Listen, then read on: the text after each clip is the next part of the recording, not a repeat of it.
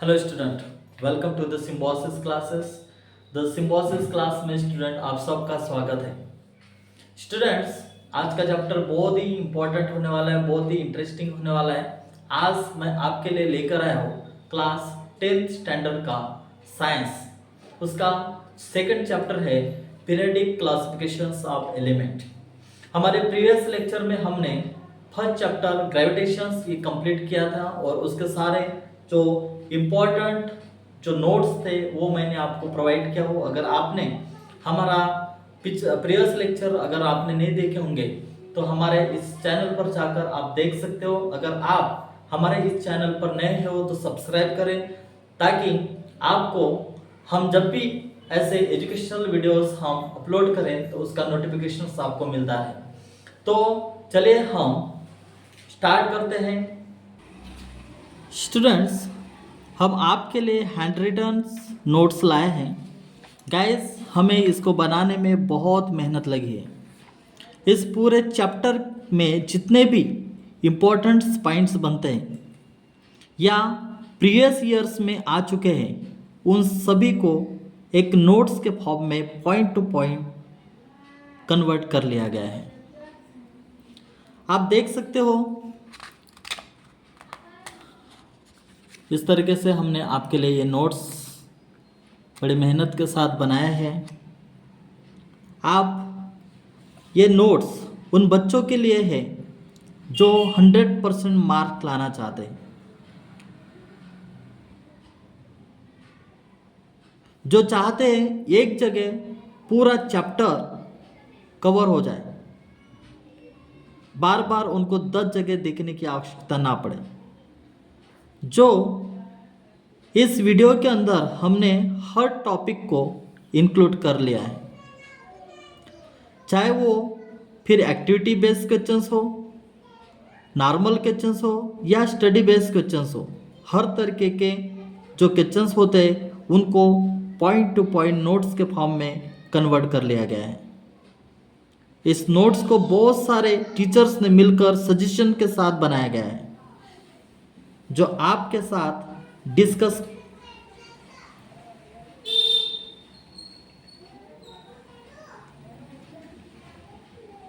करने वाला हूँ। तो अगर आप ये पूरा वीडियो देखते हैं तो मैं प्रॉमिस कर सकता हूँ कि इससे बाहर एग्ज़ाम में नहीं आएगा।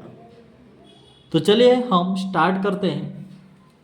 फर्स्ट पॉइंट जो है बच्चों, हमारा क्लासिफिकेशंस ऑफ एलिमेंट्स। अब students, periodic classifications of elements, सबसे पहले इसको हम समझ लेते हैं। पीरियडिक क्लासिफिकेशंस ऑफ एलिमेंट्स यानी तत्वों का आवधिक वर्गीकरण। इसमें बच्चों क्लासिफिकेशन ऑफ एलिमेंट्स, सबसे फर्स्ट पॉइंट हम समझेंगे। Our surrounding are made up of basic units known as elements. Only 31st elements were known around 1800।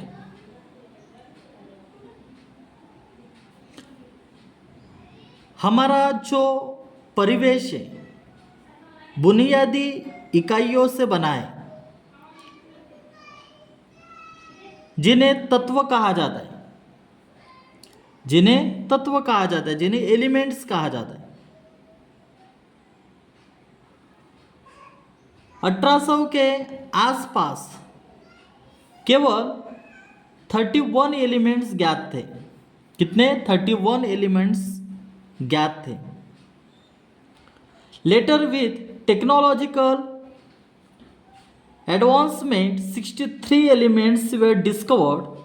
As the numbers of elements grew, it's become necessary to classify them on a regular basis. बाद में तकनीकी प्रगति के साथ 63 तत्वों की खोज की गई, और जैसे जैसे तत्वों की संख्या बढ़ती गई उन्हें नियमित आधार पर वर्गीकृत करना आवश्यक हो गया।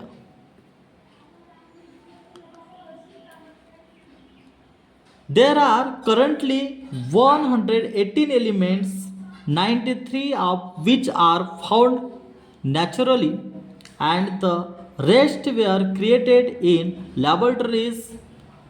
These elements are organized, are classified into different categories, are grouped on similarities and differences in their properties as well as periodicity.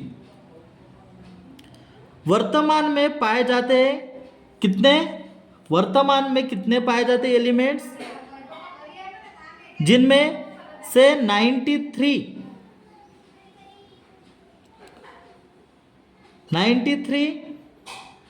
और प्राकृतिक रूप से 118 तत्व बाकी प्रयोगशाला में बनाए गए थे।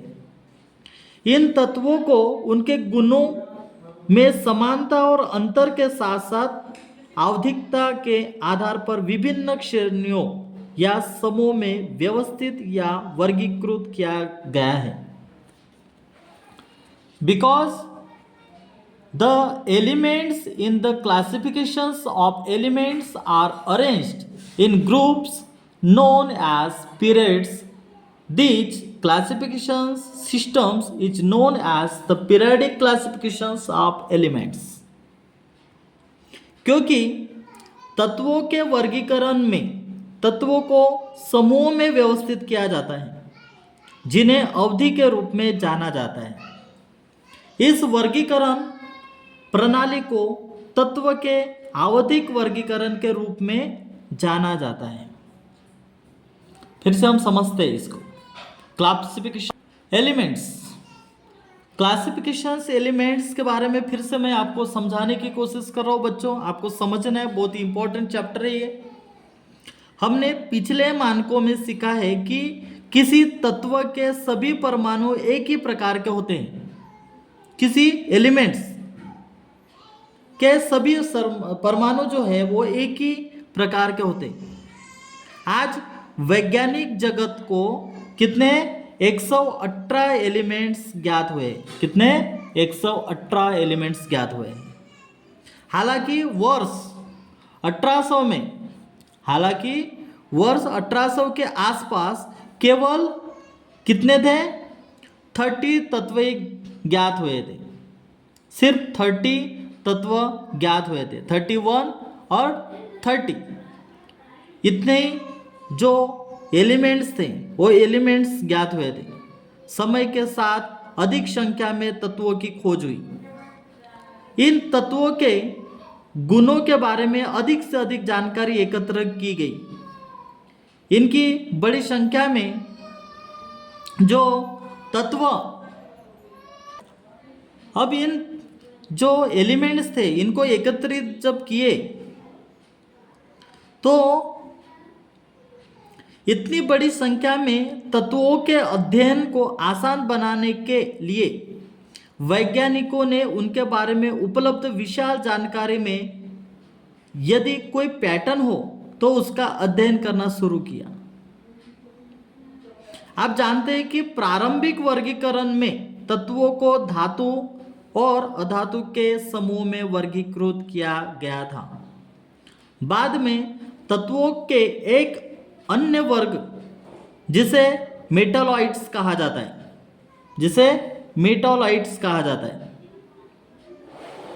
पर ध्यान दिया गया। जैसे जैसे तत्वों और उनके गुणों के बारे में ज्ञान बढ़ता गया, विभिन्न वैज्ञानिकों ने वर्गीकरण के विभिन्न तरीकों को आजमाना शुरू कर दिया। अब हम नेक्स्ट पॉइंट देखते हैं, डोबेराइनर्स ट्रेट्स। अब a German chemist Johan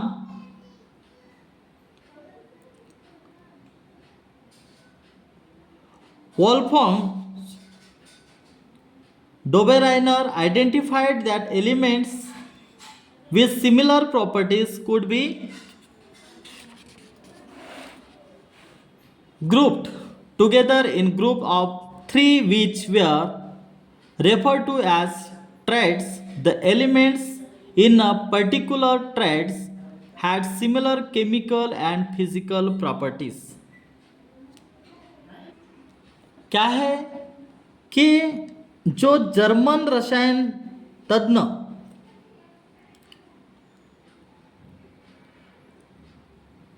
Dobereiner, Johan Wolfgang जोबेरेनर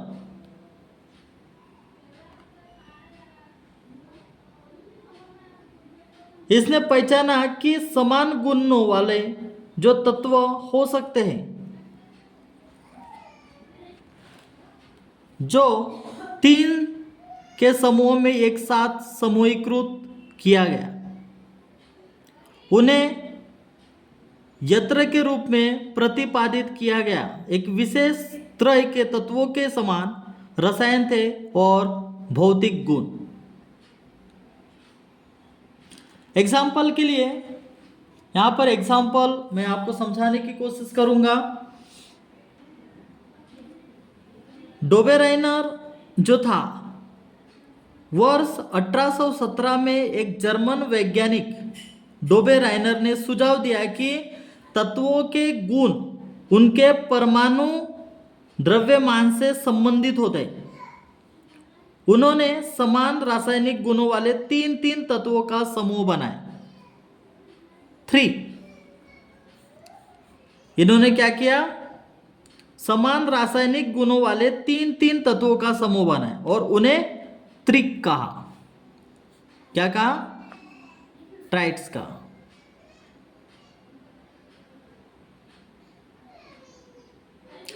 उन्होंने तीनों तत्वों का परमाणु द्रव्यमान के बढ़ते क्रम में एक त्रिक में व्यवस्थित किया और दिखाया कि मध्य तत्व का परमाणु द्रव्यमान अन्य दो तत्वों के परमाणु द्रव्यमान के औसत के लगभग बराबर था। हालांकि सभी ज्ञात तत्वों को डोबेराइनर के त्रिक में वर्गीकृत नहीं किया जा सकता है। अब यहां पर देखो आगे एग्जाम्पल्स जो है, this tried was constituted by the alkali metals lithium, sodium and potassiums. Elements देखो, लिथियम, सोडियम एंड पोटेशियम। इसका एटॉमिक मास जो दे रखा है उसमें लिथियम का एटॉमिक मास 7 है, सोडियम का एटॉमिक मास जो है 23 और पोटेशियम 39।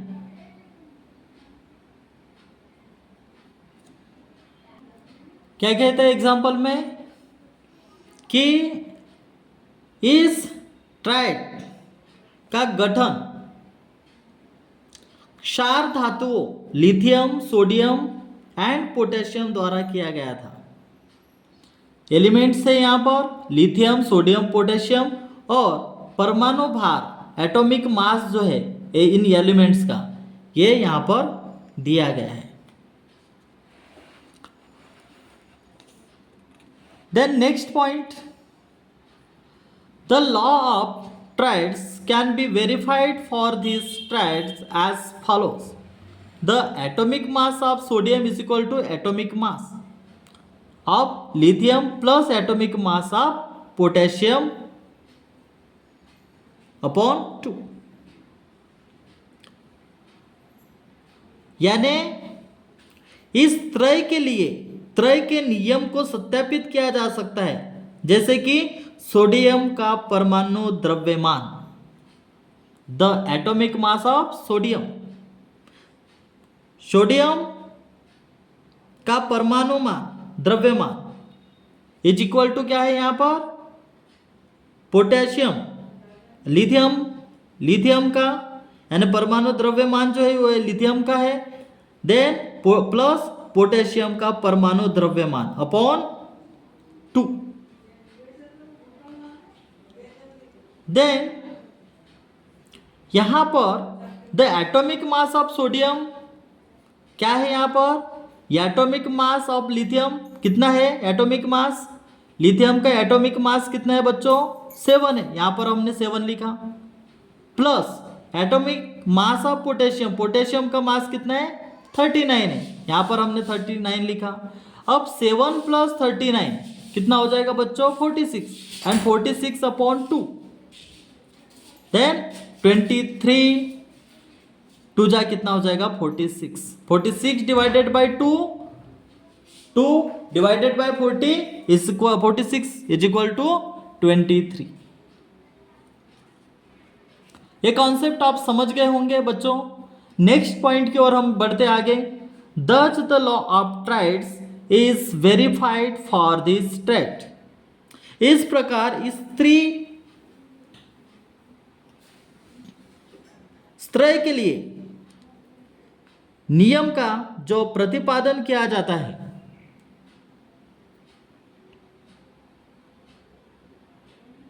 अब बच्चों हम सेकंड एग्जांपल समझने की कोशिश करेंगे।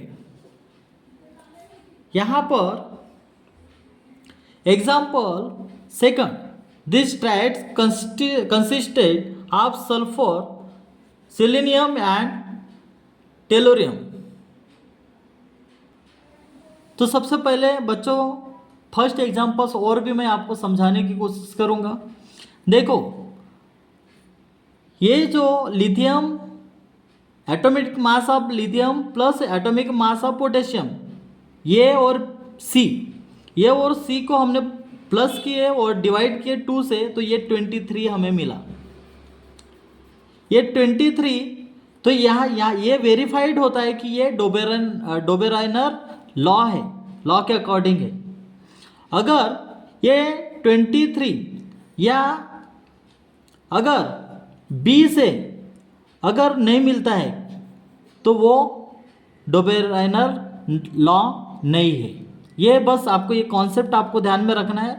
यहाँ पर देखो बच्चों कि the atomic mass of sodium, देखो the atomic mass of sodium, atomic mass of lithium, atomic mass of lithium 7 लिए यहाँ पर, या पोटेशियम कितना था 39 अपॉन में 2 कितना हुआ 46 अपॉन 2 एंड अब देखो बी आ गया यहाँ पे 23 इस तरीके से। तो ये प्रूव होता है, ये वेरीफाइड होता है इससे कि ये डोबेराइनर लॉ है। लेकिन अगर ये प्रूव नहीं होता है, कहीं ये पॉइंट से इधर उधर हो जाता है, तो वो डोबेराइनर लॉ नहीं है। अब बच्चों हम सेकंड पॉइंट हम देखेंगे। सेकंड पॉइंट और भी समझा देता हूँ examples. These triads consisted of sulphur, selenium and tellurium. यहाँ पर देन अनदर एग्जाम्पल जस्ट मैं आपको समझने के लिए बताने वाला हूँ स्टूडेंट्स। यहाँ पर देखो this triads consisted of sulphur, selenium and tellurium. अब यहाँ पर देखो एलिमेंट्स दे रखा है, एलिमेंट सल्फर, सेलेनियम और टेलोरियम। अब सल्फर का जो एटॉमिक मास होता है बच्चों यहाँ पर 32 दिया है। देन टेलोरियम का जो एटॉमिक मास है वो कितना है 128 एंड सेलेनियम का है 79। अब हम क्या करते हैं, जो फर्स्ट एग्जांपल जिस तरीके से अपन ने सॉल्व किए थे उसी को the law of triads, Dobereiner का लॉ हमेशा ध्यान में रखना, ए प्लस सी अपॉन में 2। ये फार्मूला याद रखना आपको, ये फार्मूला है। ए प्लस सी को पहले याद करना और डिवाइड करना 2 से। 2 से डिवाइड करने के बाद जो बी की वैल्यू आती है, अगर पॉइंट बराबर अगर आती है तो वो डोबेराइनर लॉ है, अगर बराबर नहीं आती है, पॉइंट इधर उधर भी हो जाता है, तो वो डोबेराइनर लॉ नहीं होगा। तो इसमें अब बच्चों देखो यहाँ पर जो एटॉमिक मास दे रखा है सल्फर का कितना है 32 और सेलेनियम का 79 और टेलोरियम का 128। तो इसमें देखो द लॉ ऑफ ट्रेड्स ये प्लस सी, ये की वैल्यू कितनी है 32 सल्फर लिखे यहाँ पर, प्लस 128 टेलोरियम का 128 अपॉन में 2। 32 प्लस 128 कितना हुआ, कितना हो जाएगा बच्चों? अब स्टूडेंट्स 32 प्लस 128 कितना हो गया 160 अपॉन 2। 96 टू जा कितना हो जाएगा 160, यानी ये 96। अब यहाँ पर देखो बी में कितना आंसर आया, यहाँ पर 79 है और 96, ये क्या है डिफरेंस है। यहाँ पर डिफरेंस देखो 96 और 79 में डिफरेंट है, तो ये डिफरेंस जो है ये आप समझ ही गए होंगे कि ये जो है ये डोबेराइनर लॉ नहीं हो सकता। अगर एग्जैक्ट 79 अगर ये हमारा आंसर आता था तो ये डोबेराइनर लॉ होता था। आपको हमेशा ध्यान में रखना, अगर पॉइंट इधर के उधर भी अगर हो जाता है तो वो वेरीफाइड नहीं होता है। तो thus the law of triads is not verified for this triads, ये डोबेराइनर लॉ से मैच नहीं होता है, वेरीफाइड नहीं होता है। अब students, a triads is a grouping of three elements in order of atomic mass. Dobereiner's law of triads deals with putting three elements in order of atomic weight. The average of the first and third elements atomic masses is the atomic mass of second elements. बच्चों, त्रिक परमाणु द्रव्यमान के क्रम में तीन तत्वों का एक समूह है। तीन तत्वों का जो हमने देखे यहाँ पर, ये तीन तत्वों का एक समूह है। डोबेराइनर का निम्न त्रिक तीन तत्वों को परमाणु भार के क्रम में रखने से संबंधित है।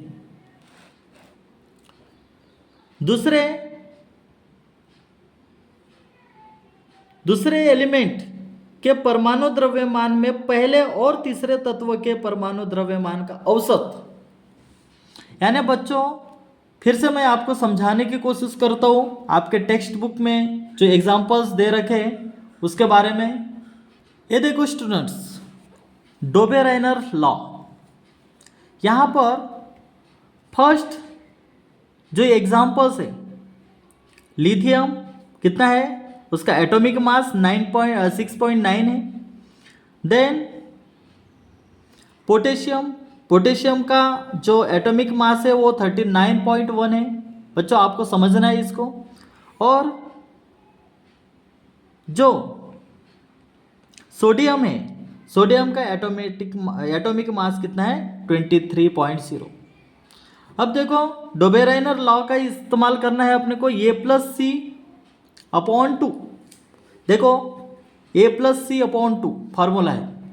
तो ये लिथियम हो गया 6.9 है, प्लस पोटेशियम का जो वैल्यू है एटॉमिक मास वो कितना दे रखा है, 39.1। देखो 39.1। अब इसको अगर हम जोड़ते हैं तो स्टूडेंट इसको प्लस किए और इसको डिवाइड करने के बाद कितना है यहाँ पर 23.0। आपको हमेशा ध्यान में रखना है, यहाँ पे सीरीज लिखने का है, ट्राइड्स लिखने का, एलिमेंट्स 1 एक्चुअल एटॉमिक मास लिखना है जिस तरीके से लिखा है, फिर एलिमेंट सेकंड उसका मीन्स फार्मूला इस्तेमाल करना है आपको, इस तरीके से चार्ट आपको बनाना है। फिर देखो 23 ये मैच होता है क्या, देखो बी से मैच होता है क्या, देखो बी से मैच होता है क्या, बी कौन सा रहा, ये सोडियम की वैल्यू कितनी दे रखी है यहाँ पर 23। आंसर हमारा कितना है 23। मैच हो रहा है, यानी ये क्या है, ये है डोबेराइनर ट्राइड्स। ये प्रूव होता है, ये वेरीफाइड होता है कि ये डोबेराइनर लॉ के अकॉर्डिंग है। देन सेकंड पॉइंट जो हम देखते हैं यहाँ पर क्या है, कैल्शियम, उसके बाद स्ट्रोंटियम एंड बेरियम। तो यहाँ पर हम देखते हैं, फिर से हम ये और सी को हम प्लस करते हैं। कैल्शियम की वैल्यू एटॉमिक मास कितना दे रखा है यहाँ पर 40.1। देन बेरियम का जो एटॉमिक मास है वो कितना है बच्चों 137.3। चलो हम इसको याद करते 40 + 1 + 137 + 0.3 upon 2। Strontium is equal to यहाँ पर जो आंसर आया ये कितना है यहाँ पर 88.7। तो हमारा जो स्ट्रोंटियम का जो एटॉमिक मास है उससे मैच होना चाहिए। तो देखो बच्चों स्ट्रोंटियम का जो एटॉमिक मास है ये कितना है 87.6 और हमारा आंसर कितना है 88.7। यानी ऑब्वियसली ये आपको समझना है कि ये डोबे राइनर्स ट्रेट्स के अकॉर्डिंग नहीं है। आपको याद रखना है, पॉइंट्स एक भी इधर उधर हो जाता है तो आपको समझना है कि वो डोबे राइनर्स ट्रेट्स के अकॉर्डिंग नहीं है। अब ये सेकंड कॉन्सेप्ट भी बच्चों आप समझ गए होंगे। अब आगे और बढ़ते हैं थर्ड कॉन्सेप्ट। अब थर्ड कॉन्सेप्ट मैं आपको और भी समझा कर देता हूं। जैसे ये क्लोरीन है, क्लोरीन का एटॉमिक जो मास है, क्लोरीन का एटॉमिक मास कितना दिया है यहाँ पर 35.5, ये क्लोरीन का एटॉमिक मास होता है। देन आयोडीन का एटॉमिक मास कितना है बच्चों 126.9, ये एटॉमिक मास है। अब ये दोनों को अपने को प्लस करना है, ये देखो तो ब्रोमीन का जो एटॉमिक मास है वो कितना है 79.9, तो इतना आना चाहिए। तो देखो यहाँ पर 81.2 ये हमारा आया है, तो ये क्या होता है, मैच होता है क्या, नहीं होता है। यानी ये डोबेराइनर ट्रेट्स के अकॉर्डिंग ये वेरीफाइड नहीं होता है, ये डोबेराइनर ट्रेट्स के लॉ के खिलाफ है। डोबेराइनर्स ट्रेट्स से डोबेराइनर्स लॉ के अकॉर्डिंग आपको करेक्ट आंसर आना चाहिए। जिस तरीके से ये है, ये प्रूव होता है, ये है डोबेराइनर्स लॉ। और ये जो दोनों एग्जांपल्स है ये डोबेराइनर्स लॉ के अकॉर्डिंग नहीं है। तो बच्चों ये भी आप समझ गए होंगे डोबेराइनर्स ट्रेट्स के बारे में, क्लासिफिकेशन ऑफ एलिमेंट्स जो मैंने आपको बताया हो। अब हम आगे की ओर बढ़ते हैं। देखो स्टूडेंट्स, ये आपको आइडेंटिफाई करना है डोबेराइनर ट्रेट्स के अकॉर्डिंग है या नहीं। यहाँ पर देखो a+c/2 का फार्मूला अप्लाई करना है, mean is equal to a+c/2, और ये दो वैल्यू को आपको प्लस करके अगर ये वैल्यू निकलती है कैल्शियम की जो 40.1 जो है, ये अगर आता है मैच करता है वो आपका आंसर, तो वो डोबेराइनर्स लॉ रहेगा। तो ये एग्जांपल्स जो है, ये एग्जांपल्स आप खुद से सॉल्व कर सकते हो, बहुत ही ईजी है, बहुत ही आसान है। अब हम आगे की ओर बढ़ते हैं। नेक्स्ट पॉइंट हम देखेंगे students, Newlands law of octaves. अब यहाँ पर जो न्यूलैंड का अष्टक दिया गया है, क्या कहता है कि according to Newlands law of octaves, when elements are arranged in increasing order of their atomic masses, the properties of the eight elements are repetitions of the properties of the first elements। यानी Newlands के जो नियम के अनुसार जब तत्वों को उनके परमाणु द्रव्यमान के बढ़ते क्रम में व्यवस्थित किया जाता है, तो 8 तत्व पहले तत्व के गुणों की क्या होती, पुनरुत्ता होती है। Newlands divided the elements into horizontal rows. Each horizontal row had 7 elements. Newlands ने तत्वों को क्षैतिज पंक्तियों में विभाजित किया।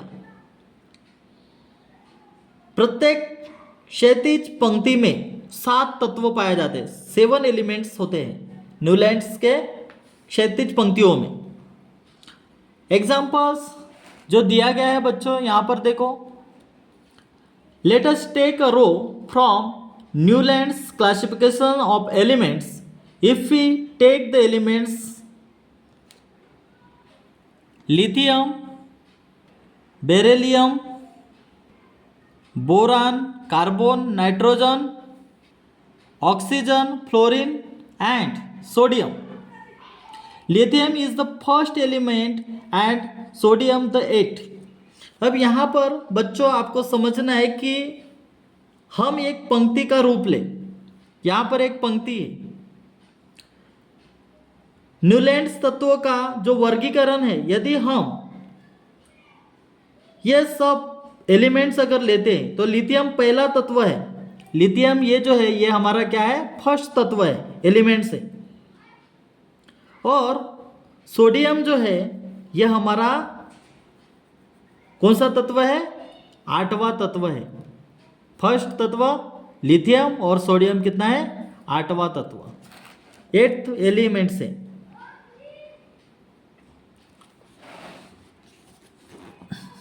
It has been found that the properties of sodium are repetitions of the properties of lithium. In short, both. यह पाया गया है कि लिथियम, ये जो सोडियम के गुण, लिथियम के गुणों की पुनरावृत्ति है। संक्षेप में दोनों, both lithium and sodium have similar chemical properties.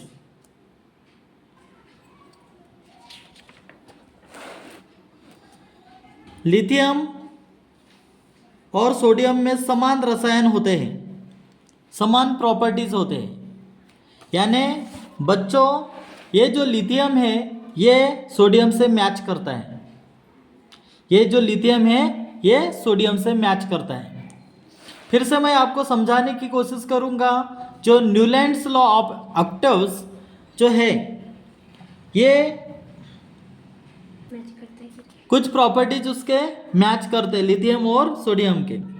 अब ये न्यूलैंड्स का जो अष्टक नियम है, फिर से मैं आपको एक सिंपल लैंग्वेज में समझाने की कोशिश करता हूँ कि जो न्यूलैंड्स जो है वो अंग्रेज वैज्ञानिक जॉन न्यूलैंड्स ने क्या किया कि तत्वों के परमाणु द्रव्यमान को उनके गुणों के साथ एक अलग तरीके से सहसंबंधित किया।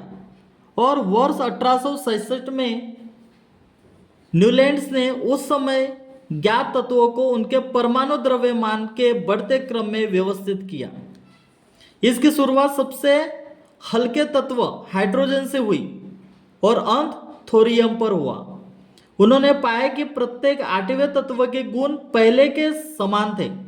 उदाहरण के लिए सोडियम और लिथियम से आठवां तत्व है, जैसे कि हमने इन एग्जांपल्स में देखे। और दोनों के गुण क्या है? समान है। लिथियम और सोडियम के गुण यहां पर समान है। इसके अलावा मैग्नीशियम बेरिलियम के साथ समानता दिखाता है और क्लोरीन के साथ समानता दिखाता है। न्यूलैंड्स ने इस समानता की तुलना संगीत में सप्तक से की। उन्होंने आठवें और पहले तत्वों में देखी गई समानता को अष्टक का नियम कहा।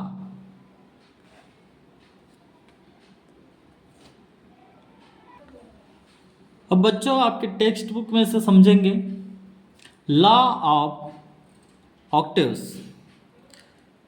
न्यूलैंड्स लॉ ऑफ ऑक्टेव्स के अनुसार यह जो चार्ट दे रखा है यहाँ पर, तो इस चार्ट में जो म्यूजिकल नोट है जो न्यूलैंड्स ऑक्टेव्स ने लिखा है, सा रे गा मा पा ध नी, एक म्यूजिकल नोट्स लिखा है उसने। और लॉ ऑफ ऑक्टेव्स के अकॉर्डिंग अगर बात की जाए तो एच का एच से स्टार्ट होता है। एच मीन्स हाइड्रोजन से यहाँ पर स्टार्ट होता है और एच का जो प्रॉपर्टीज एफ क्लोरीन से मिलता है। देखो स्टूडेंट्स, म्यूजिकल नोट से सा रे गा मा पा ध नी। अब इसमें हाइड्रोजन जो है, हाइड्रोजन से यहाँ से स्टार्ट होता है और हाइड्रोजन का जो प्रॉपर्टीज है वो कहाँ पे मिल रहा है? फ्लोरीन से मिलता है। और फ्लोरीन की प्रॉपर्टीज क्लोरीन से मिलती है, क्लोरीन से मिलता है। और अगर आगे और एलिमेंट्स की प्रॉपर्टीज देखते हैं तो 8 नंबर में 2 एलिमेंट्स आते हैं। ये देखो कोबाल्ट और निकिल, ये 2 एलिमेंट्स आते हैं, निकिल एंड कोबाल्ट, जिसका मास सेम है। अतः अगर क्लोरीन का प्रॉपर्टीज निकिल से मिलता है तो कोबाल्ट से नहीं मिलेगा, और अगर क्लोरीन की प्रॉपर्टीज कोबाल्ट से मिलेगा तो निकिल से नहीं मिलेगा। इसी जगह न्यूलैंड्स का ऑक्टोस लॉ यहीं पर फेल हो जाता है। ये कोबाल्ट का जो लॉ है, ऑक्टोस लॉ है, वो फिट नहीं बैठता है। फिर से बच्चों बहुत ही इंपॉर्टेंट है, ये समझना है आपको। फिर से मैं आपको समझाने की कोशिश कर रहा हूँ कि जो न्यूलैंड्स के सप्तक में कई सीमाएं पाई गई है। न्यूलैंड्स ने इस समानता की तुलना किससे की? संगीत में सप्तक से की। उन्होंने आठवें और पहले तत्व में देखी गई समानता को अष्टक का नियम कहा है। ध्यान देना है बच्चों आपको। न्यूलैंड्स के सप्तक में कई सीमाएं पाई गई। यह नियम केवल कैल्शियम तक ही लागू पाया गया। कैल्शियम तक ही लागू पाया गया। न्यूलैंड्स ने सभी ज्ञात तत्वों को 7 × 8, ये देखो 7 × 8 अर्थात 56 बॉक्सेस की तालिका में फिट किया। न्यूलैंड्स ने तालिका में सभी ज्ञात तत्वों को समायोजित करने के लिए कुछ बक्सों में दो दो तत्व रखे। ये देखो कोबाल्ट और निकिल, ये दो तत्वों को रखा।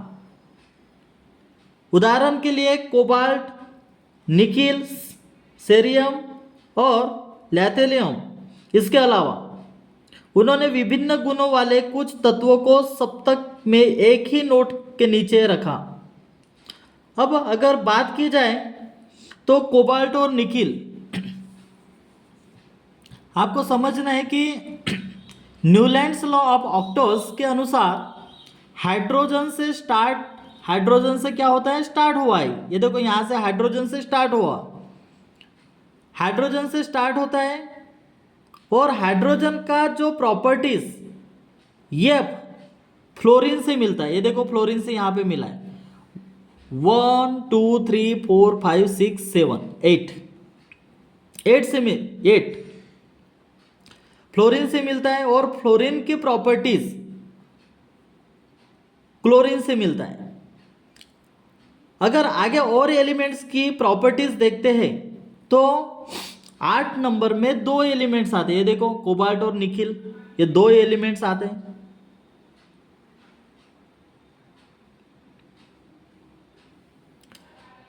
जिसका मास सेम है।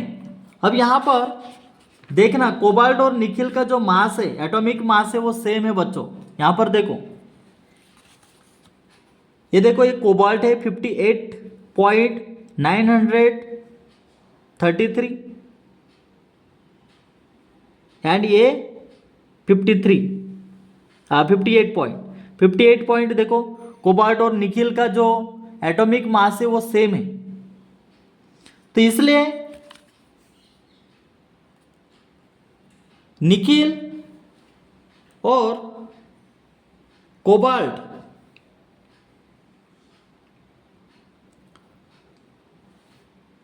जिसका मास सेम है, अंततः अगर क्लोरीन का प्रॉपर्टीज निकिल से मिलता है तो कोबाल्ट से नहीं मिलेगा, और अगर क्लोरीन की प्रॉपर्टीज कोबाल्ट से मिलती है तो निकिल से नहीं मिलेगा। इसी जगह न्यूलैंड्स का ऑक्टोस लॉ यहीं पर फेल हो जाता है। यानी न्यूलैंड्स का जो लॉ है, ऑक्टोस लॉ है, वो फिट नहीं बैठता। अब हम आगे की ओर बढ़ेंगे। अब इसमें हम आगे पढ़ेंगे,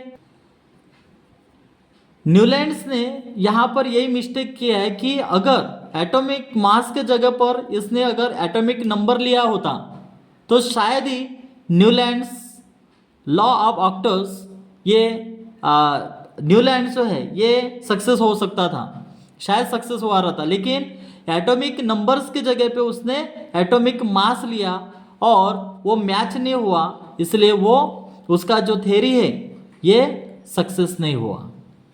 अब फिर आगे हम बढ़ते हैं, देखो बच्चों नेक्स्ट पॉइंट की ओर। अब बच्चों नेक्स्ट पॉइंट हम देख रहे हैं मेंडेलियस पीरियोडिक टेबल, मेंडेलियस की आवर्त सारणी। The 1869 periodic table by Mendeleev in Russian with a title that translates and experiments on a system of elements based on their atomic weights and chemical similarities.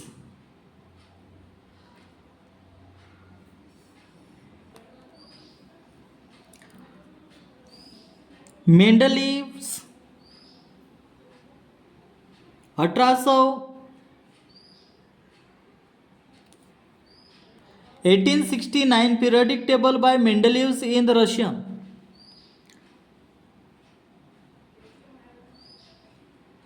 इसमें मेंडेलियव ने 1869 में रूस में मेंडियर द्वारा बनाई गई आवर्त सारणी, जिसका शीर्षक है तत्वों की एक प्रणाली पर एक प्रयोग, based on their atomic weights and chemical similarities, उनके परमाणु भार और रासायनिक समानता के आधार पर।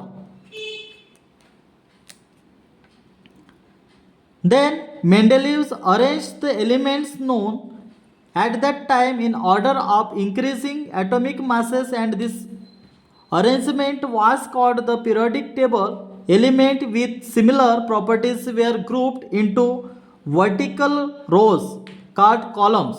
The horizontal rows were known as periods. यानी मेंडेलीव ने उस समय ज्ञात तत्वों को बढ़ते परमाणु द्रव्यमान के क्रम में व्यवस्थित किया, और यह व्यवस्था थी आवर्त सारणी कहलाती है। समान गुणों वाले तत्वों को स्तंभ कहलाने वाली वेंटिकल पंक्तियों के समूहीकृत किया गया। क्षैतिज पंक्तियों को आवर्त के नाम से जाना जाता था।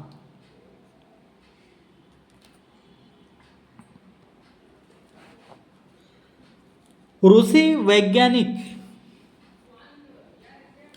मेंडेलीव ने तत्वों की आवर्त सारणी विकसित की।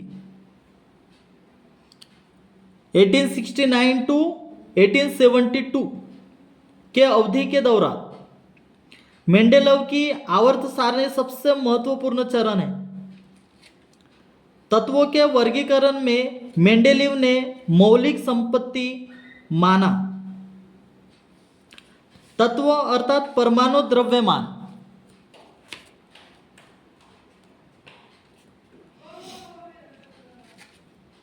मानक के रूप में, और उस समय ज्ञात 63 तत्वों को व्यवस्थित किया गया। तत्वों की भौतिक और रासायनिक गुणों के अनुसार आवर्त सारणी।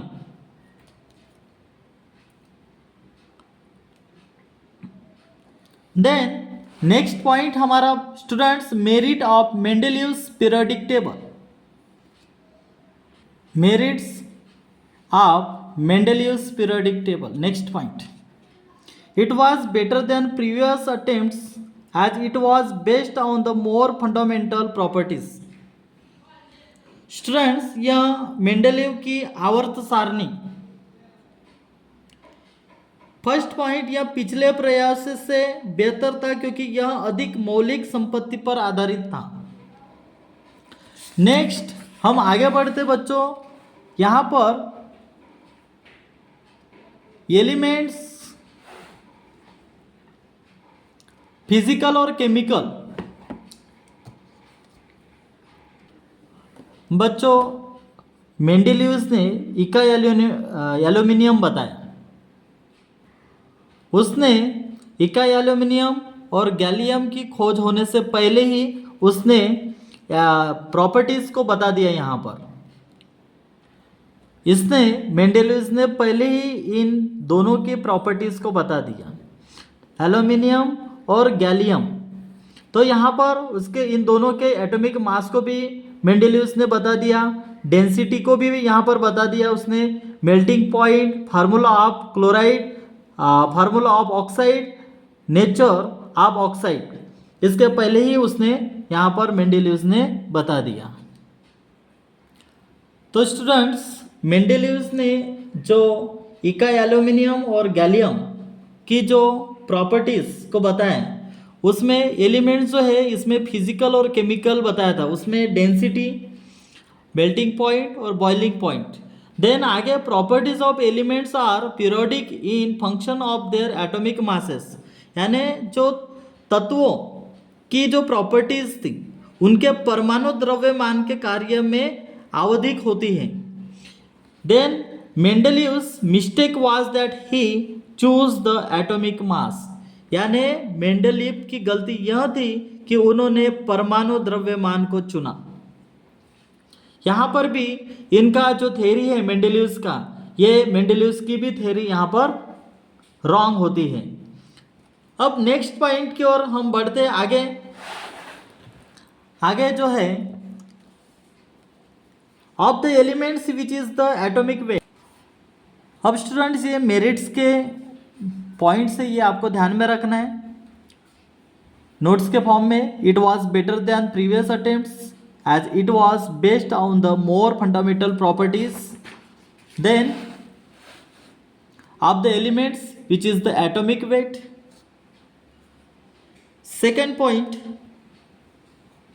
already discovered element have some errors in their atomic weight, so he leads to corrections of that errors also. पहले से ही खोजे गए तत्व के परमाणु भार में कुछ त्रुटियां हैं, इसलिए उन त्रुटियों के सुधार की ओर सुधार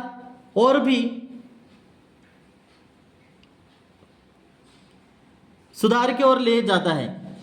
तो अब ये हो गए हमारे मेंडेलियस मेरिट जो हमने देखे पीरियोडिक इसमें। अब यहाँ पर डीमेरिट्स के कुछ पॉइंट्स को देखेंगे हम। Demerits of Mendeleev's periods table. कुछ दोष, the demerits are he did not give place to isotopes. उसके कुछ अवगुण है डिमेरिट्स मेंडेलियस के। उन्होंने फर्स्ट पॉइंट क्या है कि उन्होंने समस्थानिकों को स्थान नहीं दिया। मेंडेलियस ने जो है समस्थानिकों को स्थान नहीं दिया।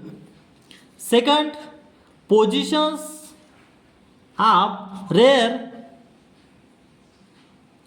Earth's and actinides could not be justified. दुर्लभ पृथ्वी और एक्टिनाइट्स की स्थिति को उचित नहीं ठहराया जा सकता है। और थर्ड पॉइंट जो है, certain pairs of elements having higher atomic weights have been given positions before the elements having lower atomic weights. अधिक परमाणु भार वाले तत्वों के कुछ युग्मों को कम परमाणु भार वाले तत्वों से पहले स्थान दिया गया है।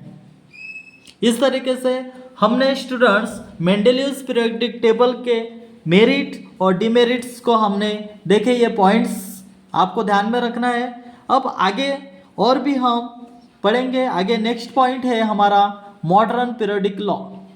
अब यह मॉडर्न पीरियोडिक लॉ क्या कहते हैं कि the modern periodic law states that the physical and chemical properties of the elements are the periodic function of their atomic numbers. It means that if the elements are arranged in order of increasing atomic numbers, the elements with similar properties recur after regular intervals. तो ये आधुनिक आवधिक नियम है जिसमें student आधुनिक आवधिक कानून कहता है कि भौतिक और रासायनिक गुण परमाणु क्रमांक के आवर्ती फलन है। इसका मतलब यह है कि यदि बढ़ते तत्वों की परमाणु संख्या है तो समान गुणों वाले तत्व नियम क्रम में व्यवस्थित अंतराल के बाद दोबारा आते हैं। देन नेक्स्ट पॉइंट की ओर हम आगे बढ़ते बच्चों। ये देखो स्टूडेंट, मॉडर्न पीरियोडिक टेबल, ये इसमें 4 ब्लॉक हैं। एस ब्लॉक, 4 ब्लॉक्स होते हैं। एस ब्लॉक 1 से लेकर, देखो स्टूडेंट्स आपके टेक्स्ट बुक में एस ब्लॉक जो है ये 1 से लेकर 2 तक ये ग्रुप होता है उसका। फिर डी ब्लॉक का जो ग्रुप है, डी ब्लॉक का ग्रुप 3 से 12 तक के ये सब ग्रुप है डी ब्लॉक। और डी ब्लॉक के अंदर ही ये ए ब्लॉक आता है। ए ब्लॉक यहाँ पर देखो ये स्टार दिया है यहाँ पर, स्टार और हैच।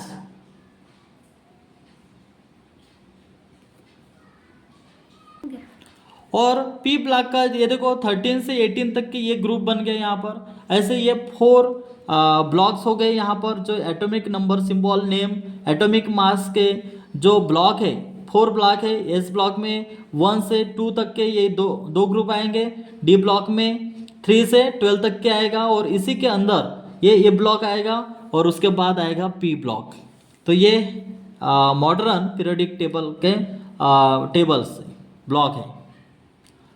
अब स्टूडेंट्स एस ब्लॉक में अल्कली मेटल्स भी पाया जाता है और अल्कली अर्थ मेटल्स भी इसमें पाए जाते हैं। ये एस ब्लॉक में आपको हमेशा ध्यान में रखना है, ये जो ग्रुप है इसमें एस ब्लॉक के ग्रुप में 1 से लेकर 2 तक के जो ग्रुप है, तो इस ग्रुप में आपको अल्कली मेटल्स और अल्कली अर्थ मेटल्स भी इसमें पाया जाता है। अब फिर हम नेक्स्ट इसमें देखते हैं कि जो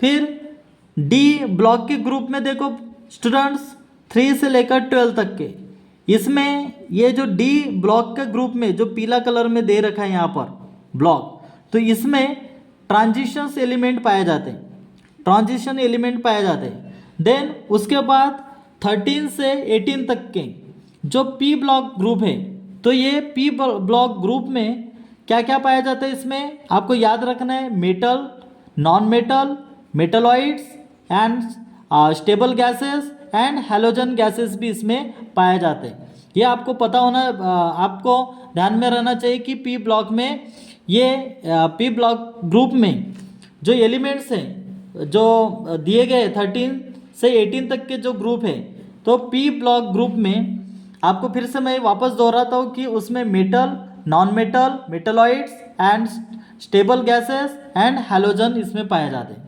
देन ये ब्लॉक में ये जो ये ब्लॉक है, ये ब्लॉक में आर्टिफिशियल एलिमेंट्स पाए जाते हैं। बस ये 4 जो ब्लॉक्स हैं, ये ब्लॉक के बारे में इंफॉर्मेशन आपको ध्यान में रखना है। Modern periodic table. Then next point की ओर आगे बढ़ते हैं बच्चों। Modern periodic table, long form of the periodic table, आधुनिक आवर्त सारणी। अब इसमें इसको समझते हैं हम। द मॉडर्न और लॉन्ग फॉर्म ऑफ द, क्या यार बार बार फोन करते हो, दिमाग खराब। हाँ सर, अभी सारे दोस्तों इसमें मिस्टेक हो गया था, जस्ट किसी का कॉल आया था इसलिए थोड़ा। अब यहाँ पर देखो बच्चों, द मॉडर्न और long form of the periodic tables is based on the modern periodic law. The table is the arrangement of elements in increasing order of their atomic numbers. The modern periodic table is the present form of the periodic table and it consists of 18 vertical columns and 7 horizontal rows. यहाँ पर student आवर्त सारणी का, यहाँ पर देखो students, आवर्त सारणी का आधुनिक या दीर्घ रूप आधुनिक आवर्त नियम पर आधारित है। यहाँ पर एक चार्ट दिया है, चार्ट में तत्वों की व्यवस्था है, उनके परमाणु क्रमांक के बढ़ते क्रम में। आधुनिक आवर्त सारणी आवर्त जो सारणी का वर्तमान स्वरूप है, और इसमें 18 क्या है, वर्टिकल है, 18 वर्टिकल कॉलम और 7 जो है वो क्षैतिज पंक्तियां हैं।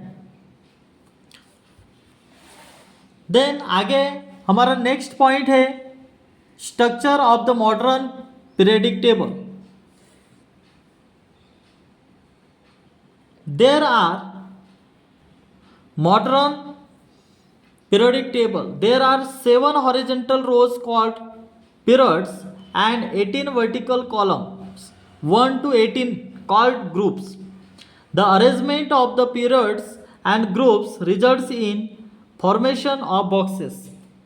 7 क्षैतिज पंक्तियां हैं जिन्हें आवर्त कहा जाता है, और 18 ऊर्ध्वाधर स्तंभ 1 से 18 है जिन्हें समूह कहा जाता है। आवर्तों और समूहों की व्यवस्था से बक्सों का निर्माण होता है। अब बच्चों मॉडर्न पीरियडिक टेबल के कुछ पॉइंट्स हम नोट करते हैं। इसमें the modern periodic table contains horizontal periods 1 to 7। आधुनिक आवर्त सारणी में शामिल है क्षैतिज अवधि कितने, 1 से 7 तक। सेकंड पॉइंट है similarly it has vertical groups 1 to 18। इसी प्रकार इसमें ऊर्ध्वाधर समूह 1 से 18 तक है। Third point atomic numbers are indicated on the upper parts of the elements. 2 rows are separately placed at the bottom of the periodic tables. तत्व के ऊपरी भाग पर परमाणु क्रमांक अंकित होते हैं। आवर्त सारणी के निचले भाग में 2 पंक्तियां अलग अलग रखी गई हैं। देन फोर्थ पॉइंट है these are called lanthanide series and actinoid series, यानी इन्हें लैंथेनाइट श्रृंखला और एक्टिनॉइड श्रृंखला भी कहा जाता है। Then there are 118 boxes in the periodic table. आवर्त सारणी में 118 बॉक्सेस होते हैं, ध्यान में रखना है आपको बच्चों। Then the whole periodic table is divided into 4 blocks. संपूर्ण आवर्त सारणी को 4 खंडों में विभाजित किया गया है। अपन ने देखे थे S P A block. Then the left side is the S block. Left side में कौन सा है, बाई और एस ब्लॉक है। The right side is a P block. दाई और क्या है, ये एक पी ब्लॉक है। In the middle there is a D block, और बीच में डी ब्लॉक है। And the lanthanoid series and actinoid series from the A block, और ए ब्लॉक से लैंथेनॉइड सीरीज और एक्टिनाइड श्रृंखला है। Then next point the first periods contain 2 elements. प्रथम आवर्त में 2 तत्व शामिल होते हैं। The S block contains alkali and alkaline earth metals. S block में क्षार और क्षारीय पृथ्वी धातुएं होते हैं।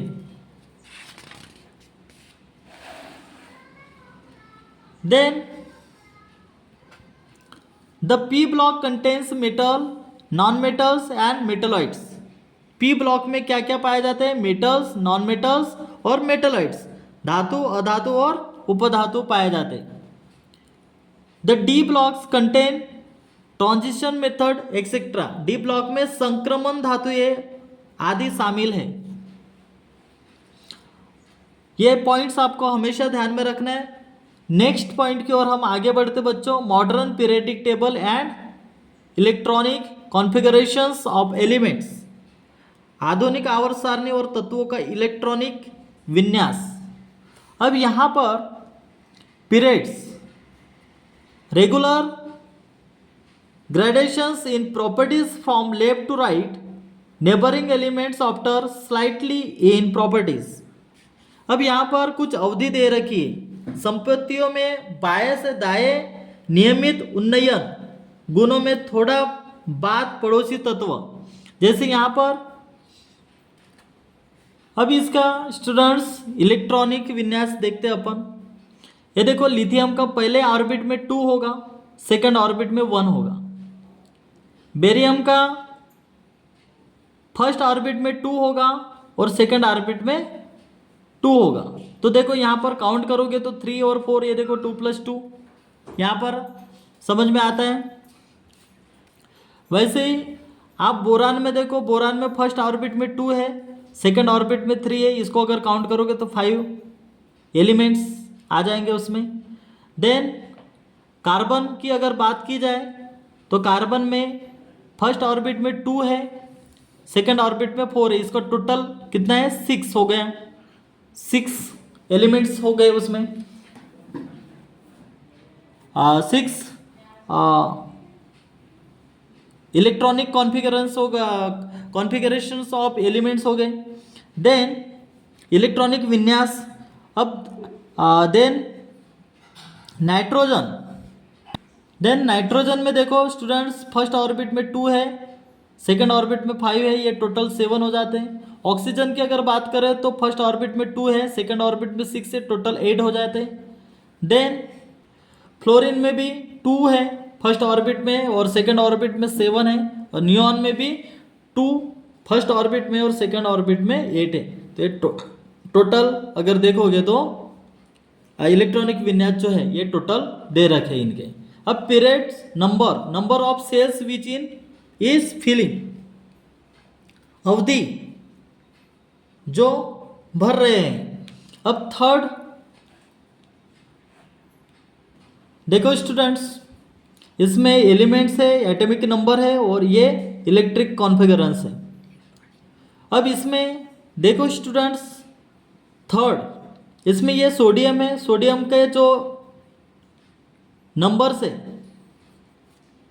क्या, सोडियम के जो इलेक्ट्रॉनिक्स कॉन्फ़िगरेशन है, इलेक्ट्रिक विन्यास है, तो ये देखो 281, यहाँ पर देखो सोडियम 281 हमने लिखे यहाँ पर। उसी तरीके से हाइड्रोजन का 1 है। देन लिथियम का कितना है 2 और 1 है, ये हो गए इलेक्ट्रिक कॉन्फ़िगरेशन। सोडियम का 281 ये आप समझ गए होंगे, और पोटेशियम का जो है वो 19 है, यहाँ पर 2881, ये है इलेक्ट्रॉनिक विन्यास। तो ये कॉन्सेप्ट आप समझ ही गए होंगे स्टूडेंट्स। अब हम आगे की ओर बढ़ते हैं। Same group is equal to same properties, same group का सेम प्रॉपर्टीज रहेगा। The reason is outer shell, number same. Then students periodic trends. अब यहां पर नेक्स्ट पॉइंट में हम पढ़ते हैं बच्चों, the periodic trends for valency often increases from left to right in a period, well atomic size trend to decrease in a group valency may remains the same and atomic size generally increases as you go down the group। यानी आवधिक रुझान, periodic trends means आवधिक रुझान बोल सकते हैं अपन उसको। यहाँ पर क्या कहता है कि संयोजकता की आवधिक प्रवृत्ति अक्सर एक अवधि में बाएं से दाएं बढ़ती है, जबकि परमाणु आकार घटने की प्रवृत्ति है। एक समूह में संयोजकता समान रह सकती है, और जैसे जैसे आप समूह में नीचे जाते हैं परमाणु आकार आमतौर पर बढ़ता जाता है। देन वैलेंसी हम देखेंगे। The capacity of the atom to give और take electrons during bond formation is called valency. अब वैलेंसी यानी संयोजकता, बंधन निर्माण के दौरान परमाणु की इलेक्ट्रॉन देने या लेने की क्षमता को संयोजकता कहा जाता है, कैपेसिटी। देन पॉइंट क्या है, the atom having 1 electron in its outermost cell want to donate or lose that electron, The atom having 7 electrons in the outermost orbit tends to accept or gain an electron from outside. The valency of both will be 1 because the first atom can denote 1 a negative and the second one can accept 1 electron. यानी student बात क्या हो रही है इसमें कि परमाणु जिसके प्रति बाहरी कोश में एक इलेक्ट्रॉन होता है वह उस इलेक्ट्रॉन को दान या क्या कर सकते हैं, लूज करना चाहता है। जिस परमाणु को सबसे बाहरी कक्षा में इलेक्ट्रॉन होते हैं वह बाहर से इलेक्ट्रॉन ग्रहण करने या प्राप्त करने की प्रवृत्ति रखता है। पहले परमाणु के कारण दोनों की संयोजकता एक होगी, एक ई दान ई इलेक्ट्रॉन्स दान कर सकते हैं और दूसरा दान कर सकता है, सेकंड दान भी कर सकता है। एक इलेक्ट्रॉन स्वीकार कर सकते हैं। देन यहां पर 1 electron donate 1 electron, 7 electrons accept 1 electrons, यानी इसमें एक इलेक्ट्रॉन 7 इलेक्ट्रॉन दान करता है, एक इलेक्ट्रॉन इसमें स्वीकार किया जाता है यानी एक्सेप्ट किया गया है। एक इलेक्ट्रॉन डोनेट हुआ है यहाँ पर, इलेक्ट्रॉन 7 इलेक्ट्रॉन्स, तो उसमें से एक्सेप्ट 1 इलेक्ट्रॉन्स उसने एक्सेप्ट किया है। Then in any particular group elements have the same valency. As we move down the groups, the valency of elements remain the same because the number of valence electrons in the same throughout the group. यानी अगर बात की जाए तो किसी विशेष समूह में तत्वों की संयोजकता समान होती है। जैसे जैसे हम समूह में नीचे जाते हैं तत्वों की संयोजकता समान रहती है क्योंकि पूरे समूह में संयोजकता इलेक्ट्रॉनों की संख्या समान होती है। अब यहाँ पर स्टूडेंट्स एक डायग्राम है, डायग्राम से हम समझेंगे कुछ। स्टूडेंट सोडियम के आउटर मोस्ट में एक 1 इलेक्ट्रॉन है और ये इलेक्ट्रॉन देखो सोडियम के 2, 8 और 1 है। अब यहाँ पर 1 इलेक्ट्रॉन डोनेट करना पड़ेगा। यहाँ पे स्टूडेंट ये फर्स्ट सेल हो गया, 2 इलेक्ट्रॉन है यहाँ पर। ये सेकंड सेल हो गया जिसमें 8 इलेक्ट्रॉन पाए जाते हैं और ये थर्ड सेल है जिसमें 1 इलेक्ट्रॉन पाया जाता है। अब 1 इलेक्ट्रॉन इसमें डोनेट होता है। The number of electrons in the outer most से, यानी सबसे बाहरी कोश में इलेक्ट्रॉन की संख्या कितनी है, 1 है। ये देखो यहाँ पर। अब बच्चों सोडियम को वैलेंसी ऑफ एलिमेंट्स अपनी संयोजकता को पूरा करने के लिए 7 एलिमेंट्स की ज़रूरत होती है, लेकिन वो 7 एलिमेंट्स ये लेता नहीं है। वो 7 एलिमेंट्स लेने के बजाय वो एक इलेक्ट्रॉन्स क्या करता है, 1 इलेक्ट्रॉन जो है वो डोनेट करता है और स्टेबल हो जाता है। देखो स्टूडेंट सोडियम में फिर से मैं बताने वाला हूँ कि सोडियम में 3 ऑर्बिट होते हैं, 1, 2 और 3। फर्स्ट ऑर्बिट में 2 इलेक्ट्रॉन पाए जाते हैं, सेकंड ऑर्बिट में 8 इलेक्ट्रॉन पाए जाते हैं और थर्ड में 1 इलेक्ट्रॉन पाए जाते हैं। बट इसको वैलेंसी पूरा करने के लिए 7 इलेक्ट्रॉन लेने के बजाय ये क्या करता है, 1 इलेक्ट्रॉन अपना डोनेट कर देता है और स्टेबल हो जाता है। अब ये कॉन्सेप्ट आप समझ गए होंगे बच्चों। अब valency is simply equal to the number of electrons gain loss are shared by an atom of an element to achieve the nearest noble gas configuration. अब इसमें जो संयोजकता केवल प्राप्त इलेक्ट्रॉनों की संख्या के बराबर होती है जो अंतिम रूप से एक परमाणु द्वारा साझा की जाती है। निकटतम उत्कृष्ट गैस विन्यास प्राप्त करने के लिए एक तत्व, जैसे एग्जाम्पल के तौर पर मैं समझाने की कोशिश करूंगा। The valency of sodium, sodium is 1, magnesium is 2 and chlorine is 1 etcetera. उदाहरण, जो सोडियम की जो वैलेंसी है संयोजकता वो कितनी है? 1 है। मैग्नीशियम की संयोजकता कितनी है? 2 है। और कैल्शियम की संयोजकता कितनी है? क्लोरीन की संयोजकता कितनी है? 1 है। Then student atomic size, student next point atomic size. Atomic size को एटॉमिक रेडियस भी कहा जाता है, ध्यान में रखना बच्चों। एटॉमिक साइज को एटॉमिक रेडियस भी कहा जाता है। अब इसमें हम देखेंगे नोट्स कि atomic size is the distance between the centre of the nucleus of an atom and its outer most shell. परमाणु आकार या परमाणु रेडियस। परमाणु आकार किसी परमाणु के नाभिक के केंद्र और उसके सबसे बाहरी आवरण के बीच की दूरी है।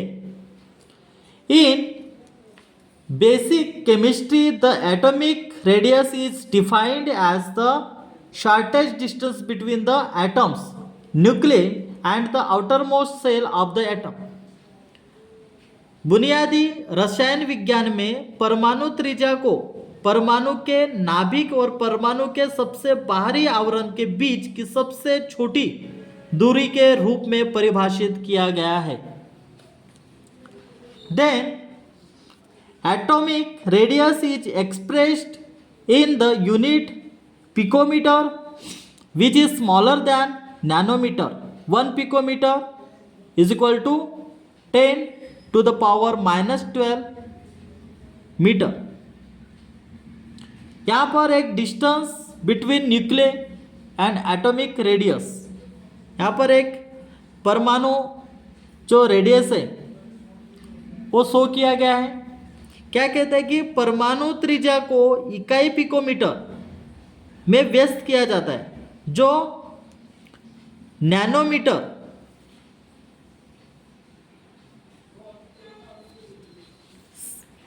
के दूरी से क्या होता है? छोटा होता है। अब हम आगे बढ़ते, ये पॉइंट्स भी आप समझ गए होंगे स्टूडेंट्स। नेक्स्ट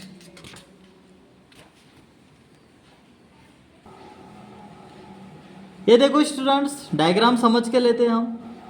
ये हो गया, ये जो न्यूक्लियस है ये है, ये 2 डिस्टेंस बिटवीन न्यूक्लियस, और ये जो है डिस्टेंस यहाँ से यहाँ तक के, इसको हम क्या कहेंगे?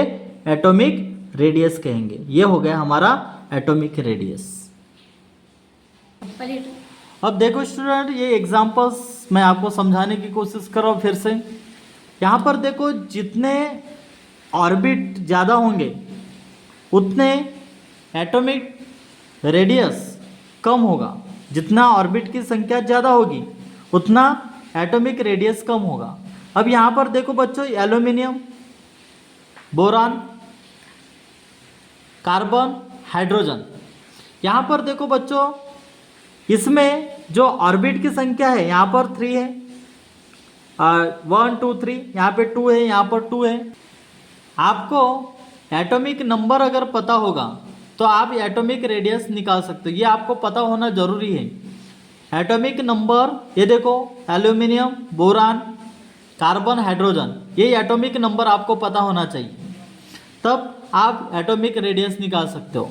तो यहाँ पर जितना ज़्यादा एटॉमिक नंबर होगा, एटॉमिक ऑर्बिट होगा, ऑर्बिट में जितने ज़्यादा एटॉमिक नंबर होंगे उतना एटॉमिक रेडियस कम होगा। तो यहाँ पर देखो, एल्यूमिनियम, फिर उसके बाद बोरान, फिर उसके बाद कार्बन, और उसके बाद फिर ग्रेटर देन हाइड्रोजन। तो इस तरीके से स्टूडेंट्स, ये सिंपल है मेथड, इस तरीके से आपको समझना है। बस आपको यहाँ पर एटॉमिक नंबर्स यहाँ पर हम ध्यान में रखना है। अब इसको पता करना है, जैसे इलेक्ट्रॉनिक कॉन्फ़िगरेशंस को आपको पता करना है। तो कितने हैं यहाँ पर देखो, ऑर्बिट में 1 2 3, यहाँ पर 3 है ऑर्बिट। ऑर्बिट अगर आपको पता करना है बच्चों, तो ये आपको हमेशा ध्यान में रखना। फिर इलेक्ट्रॉनिक कॉन्फ़िगरेशंस कितने हैं, 1 2 1 2, ये देखो, और यहाँ पे 1 ही है। तो इस तरीके से आपको स्टडी करना है। उम्मीद करता हूँ कि स्टूडेंट्स ये आपके सारे डाउट्स इस चैप्टर में के पूरे क्लियर होते जाते होंगे। अब आगे हम बढ़ते हैं। स्टूडेंट देखो, नंबर ऑफ ऑर्बिट ये टॉप में है, यानी ये बढ़ रहा है, तो एटॉमिक रेडियस भी ये बढ़ रहा है। Then outer most orbit electrons जो है ये बढ़ रहा है, तो एटॉमिक रेडियस क्या हो रहा है, यहाँ पर घट रहा है। यानी number of orbit increasing, atomic radius will increasing.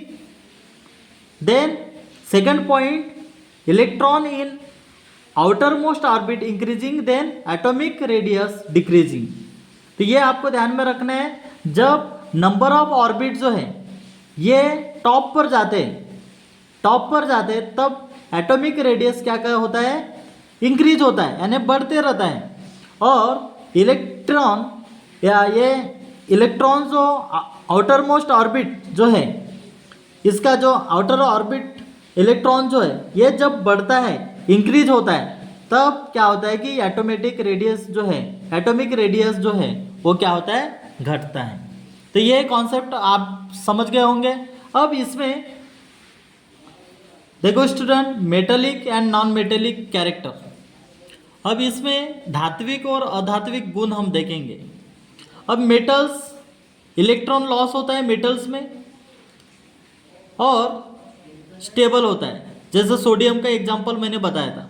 देखो स्टूडेंट, सोडियम का एग्जांपल मैंने बताया था आपको।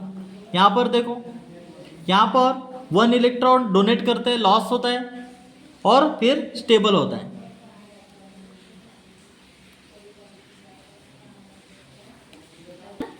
देन नॉन मेटल जो है ये इलेक्ट्रॉन्स क्या करता है, गेन करता है, प्राप्त करता है और फिर स्टेबल होता है। उसका एग्जांपल देखो, क्लोरीन का इलेक्ट्रॉन नेगेटिव, इसमें ये क्या करता है, नॉन मेटल इलेक्ट्रॉन को गेन करता है। बच्चों आपको ध्यान में रखना है, यहाँ पर जो इलेक्ट्रॉन लॉस होता है मेटल्स में और बाद में जो स्टेबल होता है, तो ये जो सोडियम है ये प्लस होता है, प्लस चार्ज होता है, इसमें इलेक्ट्रॉन प्लस चार्ज होता है, यानी इलेक्ट्रॉन पॉजिटिव होता है। और यहाँ पर क्लोरीन में इलेक्ट्रॉन निगेटिव होता है। ये आपको ध्यान में रखना है। नॉन मेटल में क्या होता है, ये गेन करता है, प्राप्त करता है और फिर बाद में स्टेबल होता है। तो ये क्लोरीन जो है ये इलेक्ट्रॉन निगेटिव चार्ज करता है। तो इस तरीके से ये भी कॉन्सेप्ट आप समझ गए होंगे स्टूडेंट्स। नॉन मेटल जो है ये क्लोरीन होता है और इसमें निगेटिव चार्ज लगता है। मेटल में सोडियम है और इसमें पॉजिटिव चार्ज लगता है। ये आपको ध्यान में रखना है। देन आगे बढ़ते बच्चों हम नेक्स्ट पॉइंट की ओर। Metallic characters refers to the tendency of an elements are a metal to lose electrons and forms positive ions. Question, यानी जो धात्विक लक्षण तत्व या धातु पर इलेक्ट्रॉन खोने और सकारात्मक आयन धनायन बनाने की प्रवृत्ति को संदर्भित करते हैं। यहाँ पर एग्जाम्पल के तौर पर सोडियम, पोटेशियम एक्सेट्रा, ये आपको ध्यान में रखना है। देन हमारा ये नेक्स्ट पॉइंट और भी आगे बढ़ते, नॉन मेटेलिक, ये मेटेलिक कैरेक्टर्स का हो गया जो मैंने बताया आपको। अब नॉन मेटेलिक कैरेक्टर्स के बारे में हम पढ़ेंगे। नॉन मेटेलिक कैरेक्टर जो है इसमें refers to the tendency of an element to accept electron to form negative ions, anion, example oxygen, chlorine, etc.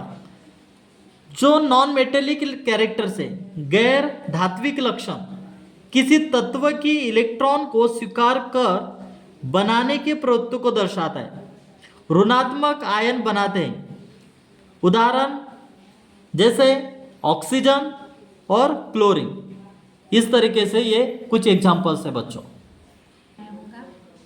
तो स्टूडेंट्स यहीं पर हमारा चैप्टर कंप्लीट हो जाता है। उम्मीद करता हूँ कि चैप्टर के पॉइंट टू पॉइंट्स नोट्स आपको समझ में आ गए होंगे। अगर आपके मन में और भी कुछ डाउट्स होंगे तो आप हमें कमेंट्स कर सकते हैं। हम और भी डिटेल्स हम मिलते हैं हम नेक्स्ट वीडियोस में। नेक्स्ट लेक्चर हम आपका लेकर आएंगे, थर्ड चैप्टर हम आपके लिए लेकर आएंगे। वो चैप्टर भी बहुत बेहतरीन होगा। आपका थर्ड चैप्टर रहेगा students chemical reactions and equations. वो भी बहुत ही इंटरेस्टिंग चैप्टर है। इस तरीके के हम एजुकेशनल वीडियोस हम आपके लिए लेकर आते हैं और उम्मीद करता हूँ कि आपको ये चैप्टर समझ गया होगा। पीरियडिक क्लासिफिकेशन ऑफ एलिमेंट्स, पूरे डिटेल्स पॉइंट टू पॉइंट्स हमने नोट्स को लिखा है और इससे बाहर आपको कोई भी क्वेश्चंस किताब में से नहीं आएंगे, इसी में से आएंगे। मैं 100% गारंटी के साथ कहता हूँ। तो आपका जो 10th का साल है बहुत इंपॉर्टेंट साल है, तो डीपली आपको पढ़ाई करना है ताकि आपके जितने भी डाउट्स है वो हम तो यहाँ पर क्लियर करते हैं, लेकिन मेहनत आपको करना है। तो चलिए हम आगे बढ़ते हैं। हम ऐसे ही मेहनत आपके लिए कर रहे हैं। अगर आप हमारे इस चैनल पर नए हैं तो सब्सक्राइब करें ताकि जब भी हम ऐसा एजुकेशनल लेक्चर आपके लिए लेकर आए तो आपको उसका एडवांटेज मिल सके। तो चलिए आगे बढ़ते हैं। आज का यही टॉपिक हमारा यहीं पे कंप्लीट होता है। हमारे नेक्स्ट लेक्चर में हम थर्ड चैप्टर लेकर आएंगे।